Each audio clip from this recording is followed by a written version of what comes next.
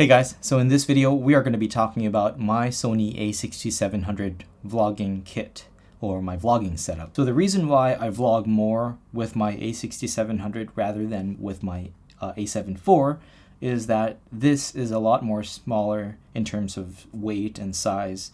At the same time, sometimes I just don't need the full frame capabilities or the things that are offered by a full frame camera. And sometimes I just want to travel or walk around light, right? Because whenever I'm out and about vlogging, I'm usually creating content for YouTube, and I don't really want to lug around a very heavy camera. So let's talk about the camera first. So the A6700 is a very powerful camera. It has so many powerful features that are unique to it, not just being powerful, but it is also small. So let's talk about the lens of choice. For the vlogging lens that I have on the A6700, it is the Sony 10-18 f4 OSS. So the reason why I chose this lens over the power zoom version, I think it's a 10-20, or the Sigma 10-18 f2.8, is that this is a lot lighter and a lot cheaper. So sometimes it's just a lot easier for me to bring it out. I'm having trouble to put it back actually. So I actually prefer this lens because it is also image stabilized. It has OSS, which means if I'm walking around and I'm vlogging like this, it is going to help me reduce some of that vibration or that shock that comes around when you're walking around vlogging, right? So let's talk about the microphone now. So the reason why I chose this microphone is that it has no cables, as you can see. It directly attaches on top of the camera's hot shoe, and it does not require any cables. It just communicates via the hot shoe.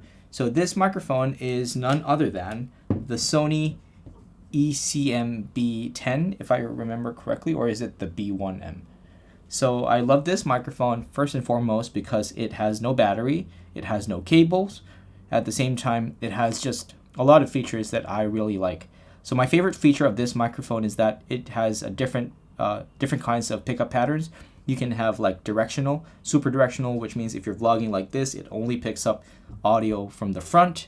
And then you can have it to omnidirectional, which is going to be somewhere like this shape of audio. So it's going to pick up a little bit of the sound, a little bit on the sides. At the same time, if you put it on the I forgot what is that, super omnidirectional, then it's going to be picking up every sound from every direction. So at the same time, it has the gain levels over here. So if I want to adjust audio levels real time, I can just rotate this dial without having to press any button on the camera. So it makes audio level changing a lot easier. Okay, so now we're outdoors vlogging with the Sony A6700. Let me show you my setup really quick. This is at 10 millimeters with active stabilization switched on. There is a slight crop if you do use active stabilization, but yeah, it is still usable. It is still wide. So for the tripod of choice for vlogging, I used to love this tripod. This is the PGYTech Mantis Bod V1. So I love this tripod if I know that I'm going to be just walking around and treating this as just a tabletop tripod or just a way to hold the camera steady. So let's pretend I have the camera mounted like this. If I really want to just vlog around with it, just holding it like this, this would make for an excellent handle to hold the camera because it's more ergonomic with my hands. At the same time, it's very easy to set down on the table again like that. And I can vary the angle just by rotating the ball head like this. But sometimes if I know that I'm going to be going to places that I might want to mount the camera onto a pole or tree or something, that's where the Joby 3K Pro comes in. So sometimes this might be a better choice for the tripod for your vlogging setup rather than the Mantis Pod. So they both accept an Arca Swiss plate. This is the Peak Design version. So I love this Joby because if I were to vlog outside and I needed it to be mounted on a pole or a tree, this wraps around, right? So this can also be held like this, and you can still vlog around with it. This is the old school way of vlogging, like popularized by Casey Neistat, Peter McKinnon. And yeah, this is the OG vlogging tripod. The only thing I don't like about it is just it takes a lot more time to set it on the table, and it doesn't always sit flush or level. But with the Mantis Pod, I can easily just put it onto the tripod like this, lock it. I can go from vlog mode like this and straight back into tabletop mode.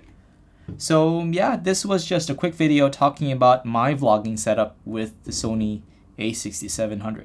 This is really my camera of choice when it comes to vlogging because it is just so powerful.